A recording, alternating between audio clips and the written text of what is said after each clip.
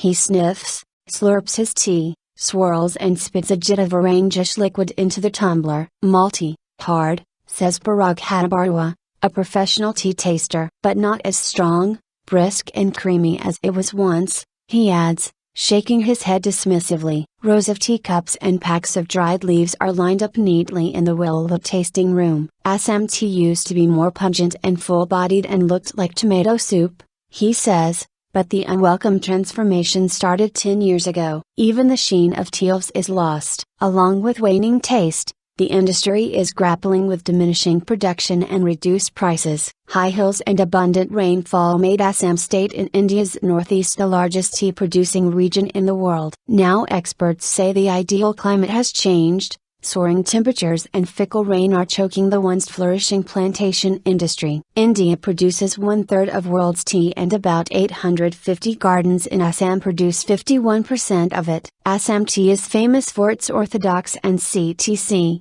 crush, tear, curl, variety of black teas, which are sold as breakfast teas. You can't make good tea out of bad leaves, but you can produce bad tea out of good leaves, Hatibaruah says. Evidence of change. As global temperatures inch upward, all tea-producing belts are being affected, says Aram Bhagat, Deputy Director of the Tea Research Association, based in Thaklai. But the degree of impact varies regionally, depending on distance from equator and other local conditions. The Thaklai Tea Experimental Station has been recording daily weather and tea production data for more than 100 years. We have found that the minimum temperature has risen by 1.5 degrees centigrade, and the annual rainfall has reduced by 200 millimeters, he says. The region is battered with erratic rainfall and frequent bouts of floods and droughts. Winter rainfall has become scarce, and distribution is fluctuating. Bhagat says tea trees in Assam previously would be high-yielding until 40-45 years of age,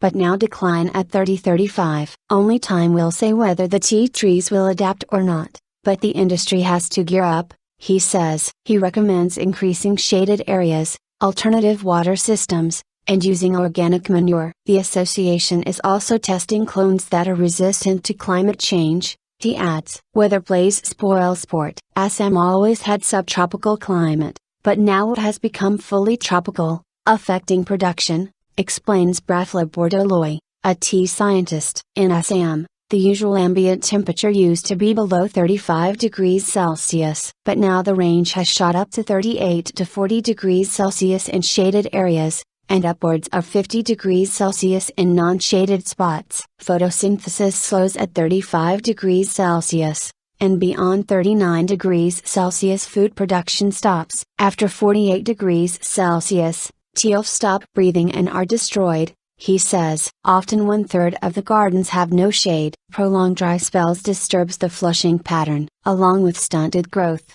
increased dampness has led to an upsurge in pests. Minor pests have become major pests. There is a spike in bugs such as the tea mosquito, Bordoloi says. Regulation of pesticide use and environmental concerns complicate the problem. Planters are faced with hard choices, he adds. Production fluctuates. In 2010, Assam produced 480 million kilograms of tealeaves and 588 million kg in 2012. But this increase was attributed to an expansion in the area of production. Tea production from organized or corporate sector is stagnant, but that of small growers and bought leaf sector is increasing rapidly, says S. Patra, Joint Secretary of Indian Tea Association, based in Kolkata. He says Assam tea faces stiff competition from Sri Lanka and Kenya. Small tea growers contribute about 30% of total tea production in Assam, says Aswini Barua, President of Assam Small Tea Growers Association. Small tea growers don't have the resources to deal with climate change,